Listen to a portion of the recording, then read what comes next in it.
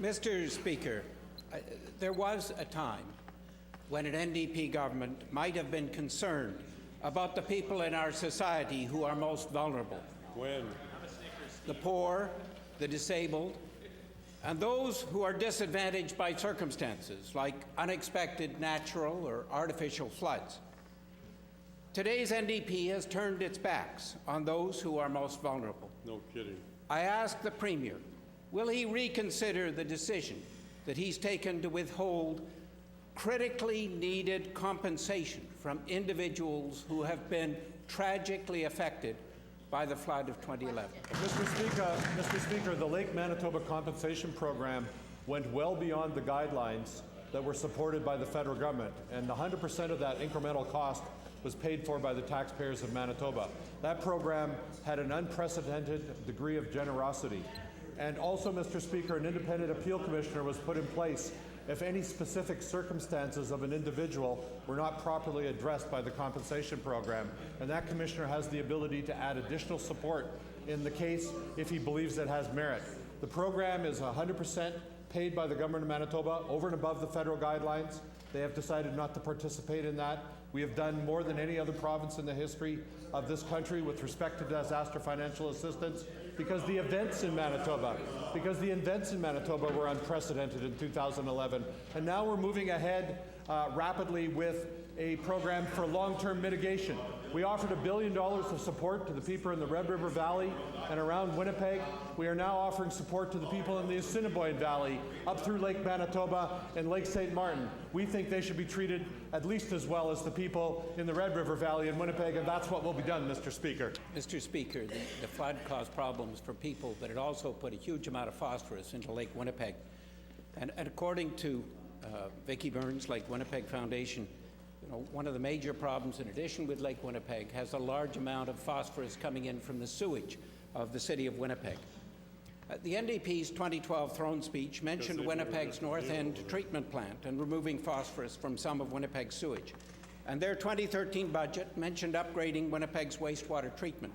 But since then, Mr. Speaker, there's been only silence from the NDP.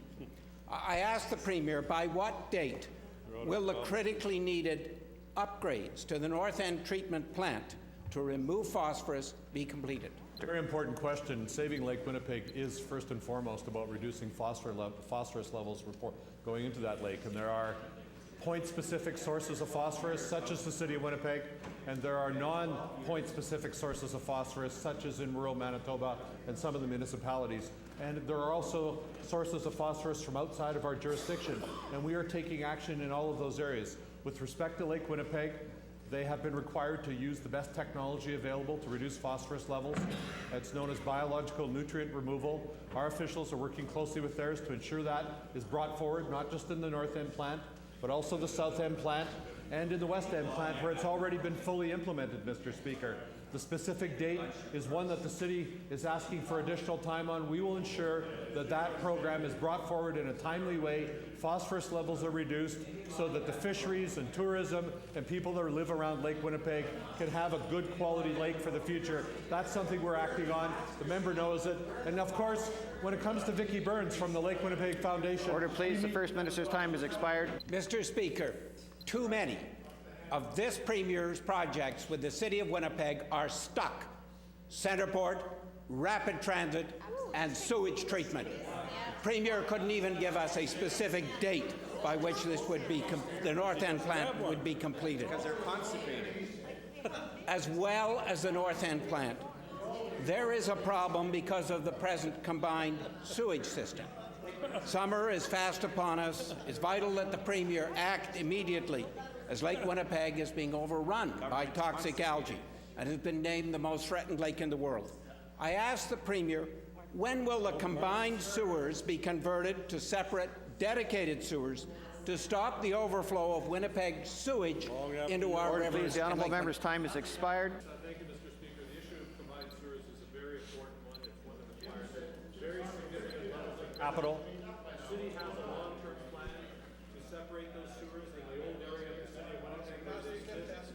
All new subdivisions are built with separate sewers so that as the city continues to expand, that the phosphorus footprint of the city is reduced. And They have a program to separate the sewers in the old parts of the city of Winnipeg.